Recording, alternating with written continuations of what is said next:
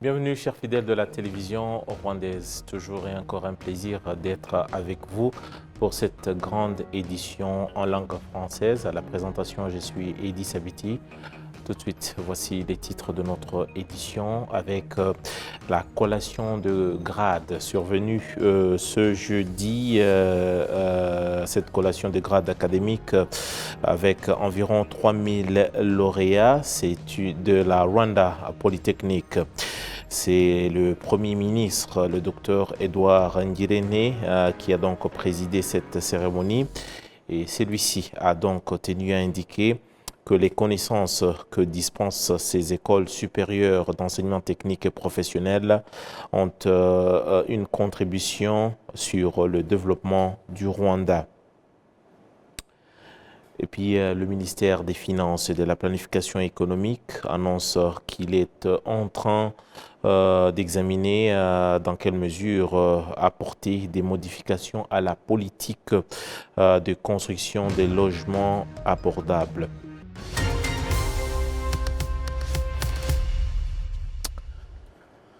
Encore une fois de plus, bienvenue à cette édition. Je vous le disais en titre, collation de grade académique pour ce jeudi. C'est environ 3000 lauréats qui ont été décernés à leur diplôme à la Rwanda Polytechnique. Le Premier ministre, le docteur Edouard Ngirente, était donc c'est lui qui a donc présidé cette cérémonie de collation des grades. Et dans ses propos, il est revenu notamment sur l'importance de l'enseignement technique et professionnel et son impact sur le développement des infrastructures au Rwanda, comme nous l'indique ici Kassim Youssouf. Congratulations and celebrations when I tell everyone that you're in love with me. Le recteur de Rwanda Polytechnique, le docteur Mucyo Sylvie, indique qu'en plus de la création d'emplois de la part des étudiants de Rwanda Polytechnique, la plupart des lauréats ont déjà trouvé de l'emploi. Nous exprimons nos remerciements aux partenaires pour l'emploi que vous avez offert. Même si les lauréats n'avaient pas des documents justifiant leur qualification, beaucoup d'entre eux terminent aujourd'hui leurs études. Cela prouve la confiance que vous placez dans leurs connaissances et leur contribution dans le développement de vos entreprises. Le Premier ministre, le docteur Ngirente Edouard, a fait observer que les connaissances que dispensent les écoles supérieures d'enseignement technique et professionnel contribuent beaucoup au développement des infrastructures au Rwanda, ajoutant qu'après la mise en place du second cycle d'enseignement technique et professionnel, c'est le troisième cycle qui va suivre. Guverinoma y'u Rwanda kandi yavuguruye ibigenderwaho mu gutanga impamyabumenyi n'impamyabushobozi. Le gouvernement du Rwanda a en outre procédé à la modification des exigences nécessaires pour l'attribution des diplômes et des certificats. Dans cette réforme, les étudiants des écoles d'enseignement technique et professionnel ont eu l'opportunité de faire tous les cycles universitaires. L'étudiante qui m'a précédé l'a bien expliqué, notamment l'inquiétude que ceux qui avaient fait le premier cycle n'avaient pas les qualifications nécessaires pour se présenter au marché du travail.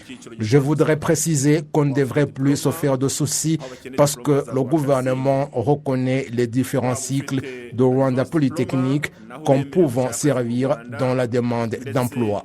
Je voudrais dire que le gouvernement du Rwanda a approuvé le BTech, Bachelor in Technology, et prochainement le MTech, Masters en Technologie. Je voudrais aussi dire que dès l'année académique prochaine, BTech, licence en technologie, sera disponible dans tous les collèges de Rwanda Polytechnique. Collège zose zigize Rwanda Polytechnique. C'est pour la première fois que des diplômes de licence en technologie ont été décernés à 72 étudiants.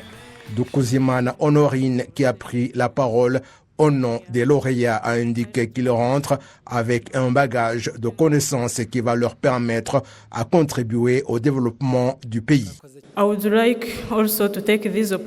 Je voudrais profiter de cette opportunité pour exprimer notre gratitude au gouvernement du Rwanda pour sa vision afin de créer l'école supérieure Rwanda Polytechnique qui progresse rapidement alors qu'elle dispensait des cours de premier cycle universitaire seulement. Nous sommes heureux qu'aujourd'hui, la première promotion des cours de technologie a terminé le second cycle universitaire. L'investissement du gouvernement dans l'éducation n'a pas seulement transformé notre train de vie, mais il nous a accordé des aptitudes nous permettant de contribuer au développement du pays. Les lauréats de la 7e promotion depuis l'inauguration de Rwanda Polytechnique ont fréquenté 8 collèges de Rwanda Polytechnique, à savoir IPRC Gishari, IPRC Huye, IPRC Karongi, IPRC Kigali, IPRC Kitabi, IPRC Musanze, IPRC Ngoma et IPRC Tumba. Donc, Kassim Youssouf, pendant ce temps, au Maroc, réunion des femmes entrepreneurs africaines qui se sont donc données rendez-vous au royaume chérifin.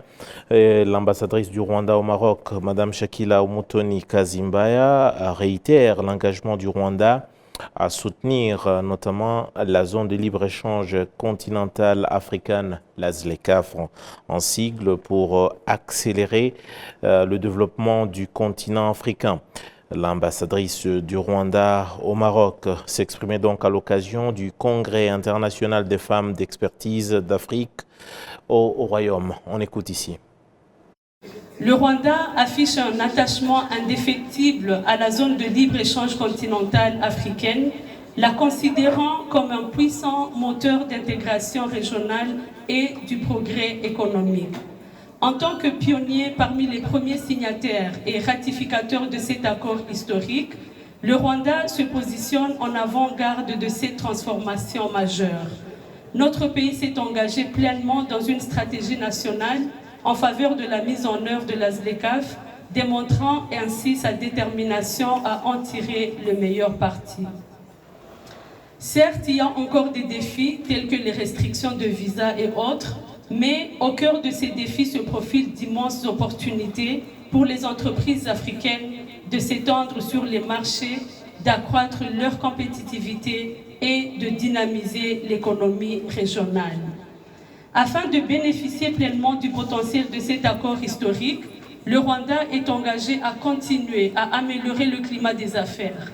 Il est classé 2e en Afrique dans le rapport Doing Business de la Banque mondiale.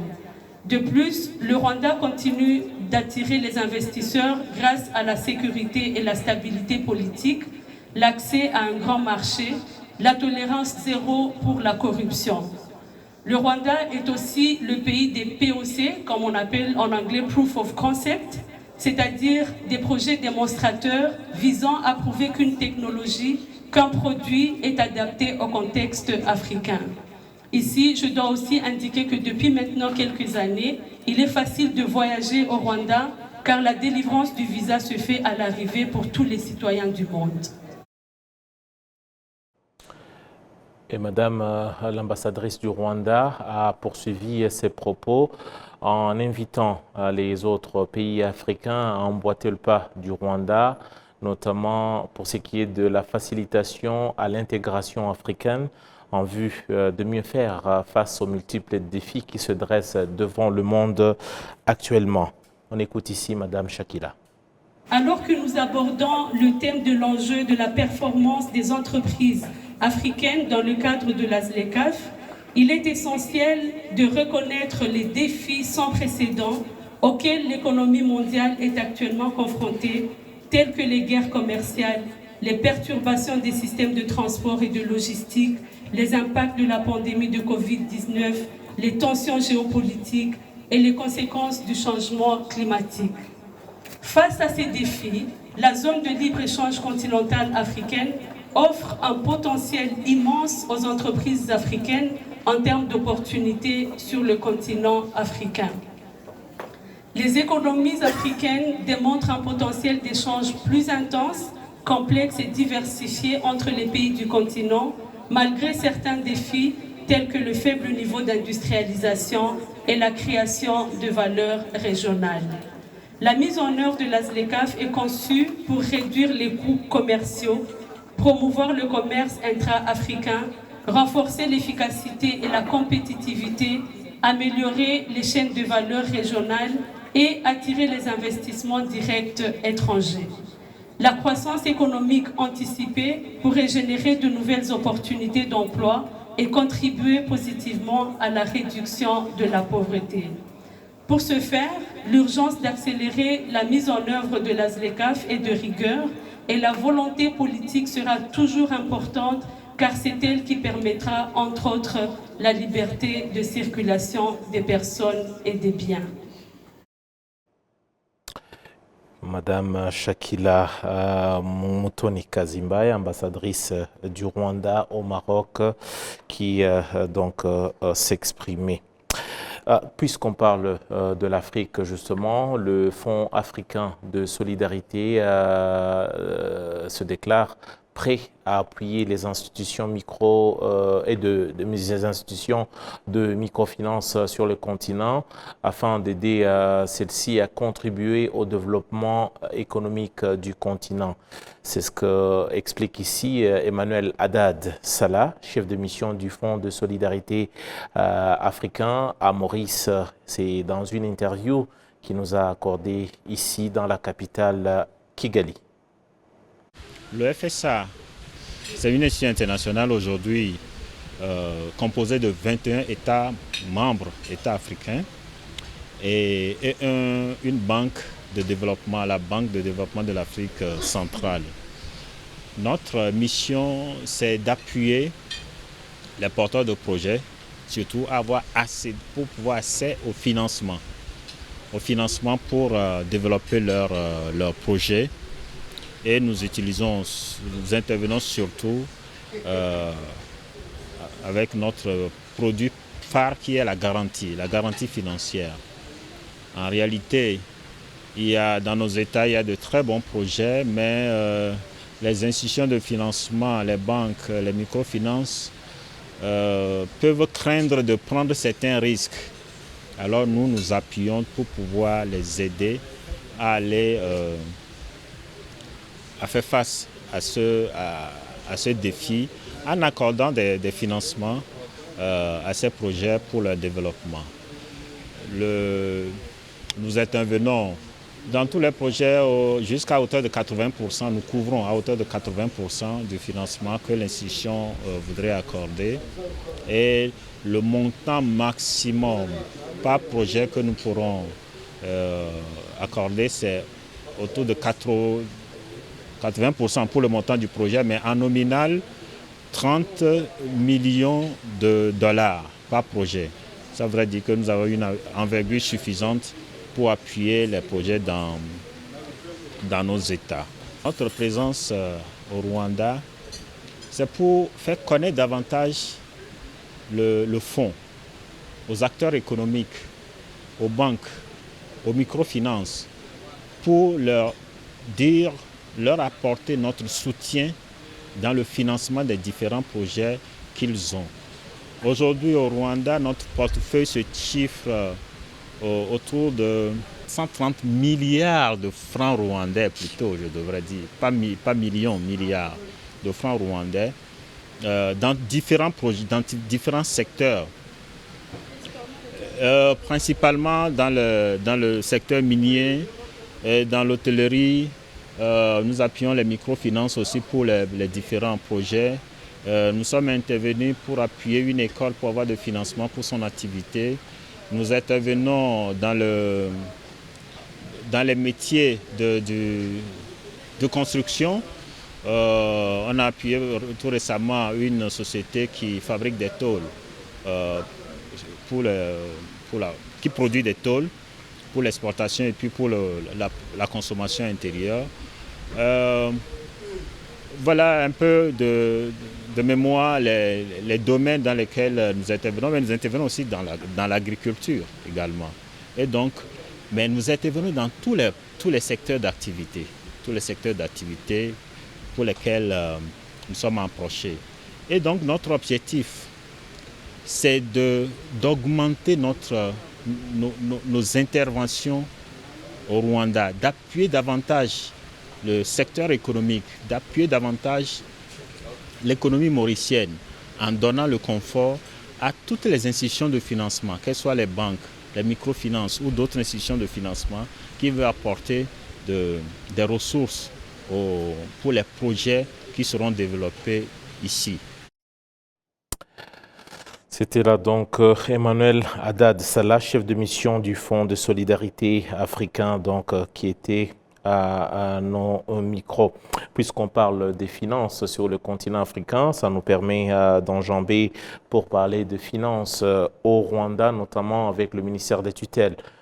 C'est lui des finances et de la planification économique qui annonce qu'il est en train d'examiner comment apporter des modifications à la politique de construction des logements abordables dans le but d'aider les citoyens à pouvoir s'en procurer.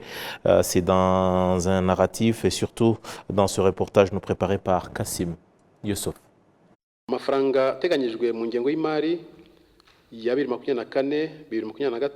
C'est en début de cette semaine que le ministère des Finances et de la Planification économique a présenté à la Chambre des députés l'avant-projet du budget de l'exercice 2024-2025. L'analyse que la Commission du budget et du patrimoine et de l'État à la Chambre des députés a effectuée a notamment fait observer qu'il est nécessaire d'avoir une excellente collaboration entre le gouvernement et les entrepreneurs dans le programme de construction des logements abordables.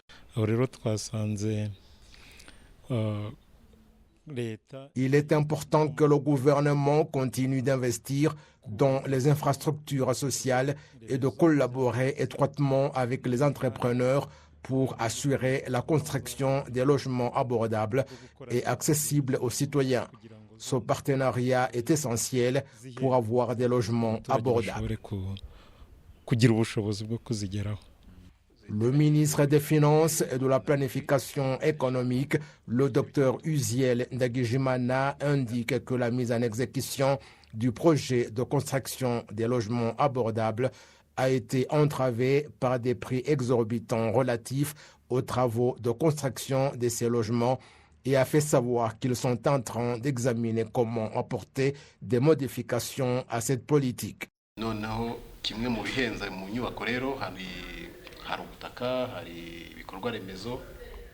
L'un des facteurs contribuant au coût de construction élevé est le prix du terrain et des infrastructures sociales nécessaires.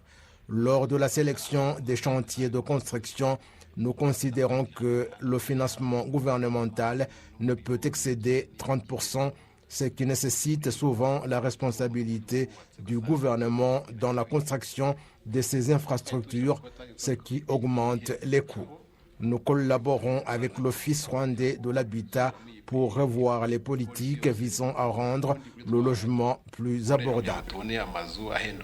La Commission du budget et du patrimoine public à la Chambre des députés a par ailleurs invité le ministère des Finances et de la Planification économique à collaborer avec les services concernés afin d'accroître le budget alloué au secteur de la santé, particulièrement en ce qui concerne les postes de santé. Les postes et centres de santé à proximité des frontières se sont vus allouer un budget spécial pour répondre à des problématiques spécifiques du secteur de la santé. En discutant avec le ministère des Finances et de la Planification économique, nous avons constaté que le problème n'est pas si compliqué, mais qu'il faut discuter avec les institutions telles que le ministère de la Fonction publique et du Travail et le ministère de la Santé pour que, conformément à la loi, les employés de ces établissements reçoivent leur salaire rapidement. Le ministère des Finances et de la Planification économique indique que le budget de l'exercice 2024-2025 sera évalué à 5 690,1 milliards de francs rwandais, soit une augmentation de 574,5 milliards de francs rwandais, soit 11,2% par rapport aux 5 115,6 milliards du budget modifié du présent exercice. Parlons à présent des nouvelles technologies de l'information et de la télécommunication.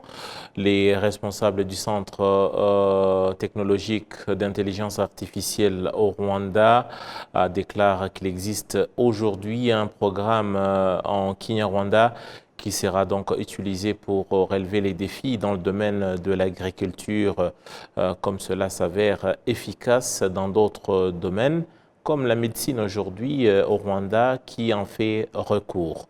Amandine Ndikumasabo pour les détails.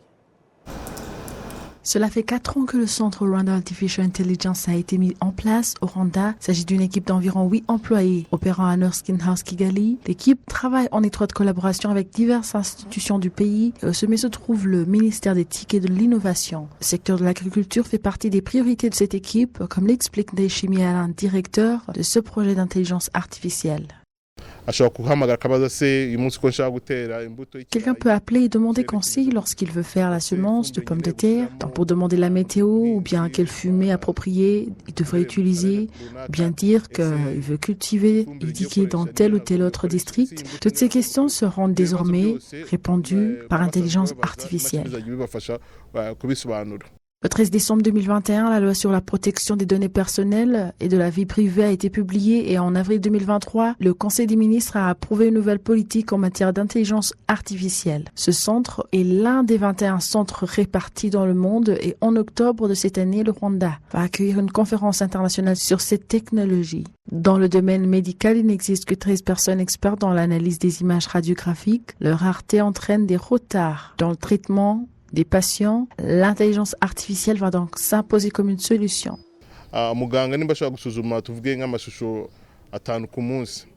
Si le médecin peut interpréter 5 images par jour et que l'intelligence artificielle peut interpréter 1 million d'images en 10 minutes, tout cela sera très bénéfique. En 2022, 2400 entreprises utilisaient la technologie de l'intelligence artificielle dans le monde, dont 21 au Rwanda. Et cette année-là, le Rwanda se classait au 7e rang en Afrique et 93e au rang mondial. L'une de ces institutions est la New Generation Academy qui enseigne aux enfants l'intelligence artificielle. Son directeur, Tuyisenge Jean-Claude, confirme qu'ils ont été encouragés par les opportunités que le pays leur a offertes. ndibuka ubwo umukuru w'igihugu yarari muri Amerika mu nama ya 77 y'umuryango w'abibumbye. Je me souviens lorsque le chef d'État était au 77e sommet de l'ONU qui a eu lieu aux États-Unis. Il a déclaré que notre avenir est construit sur la technologie.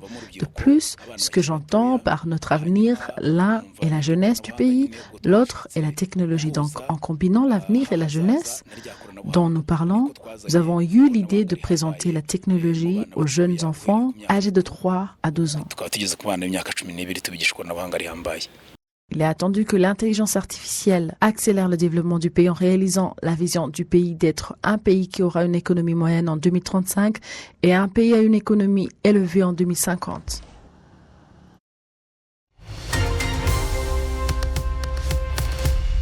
Ainsi donc prend fin notre édition du journal, de la grande édition du journal en langue française. Merci à toutes les équipes au niveau de la régie, des équipes qui nous ont permis de vous attendre chez vous. Et à mon nom propre, Eddy Sabiti, je vous dis grand merci.